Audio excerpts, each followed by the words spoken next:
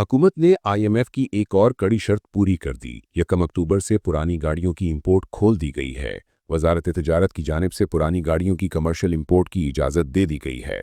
जारी नोटिफिकेशन में बताया गया है कि 1 अक्टूबर से 5 साल से ज़ायद पुरानी गाड़ी की इंपोर्ट खोल दी गई। हुक्काम ने कहा कि पुरानी गाड़ियों की इंपोर्ट पर 40% रेगुलेटरी ड्यूटी आयद होगी। पुरानी गाड़ियों की इंपोर्ट कमर्शियल तरीके से सिर्फ बैंकों के जरिए होगी। एफबीआर 40% रेगुलेटरी ड्यूटी आयद करने का नोटिफिकेशन जल्द जारी करेगा। नोटिफिकेशन में कहा गया कि इंजीनियरिंग डेवलपमेंट बोर्ड ने कमर्शियल इंपोर्ट पर सख्त मयारात मुकर्रर किए हैं। हुक्काम ने बताया कि इंटरनेशनल सर्टिफिकेट हासिल करने वाली गाड़ियां ही कमर्शियल इंपोर्ट हो सकेंगी। पुरानी गाड़ियों की हर माह कीमत में कमी या डेप्रिसिएशन के रूल्स जल्द जारी होंगे।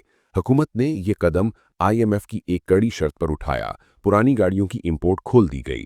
सार्फिन को इस अमल से कितना फ़ायदा हासिल होता है, ये तो आने वाला वक्त बताएगा, मगर इस अमल से गाड़ियों की कीमतों में कमी वाक़ई हो जाने की इम्कानात मौजूद हैं।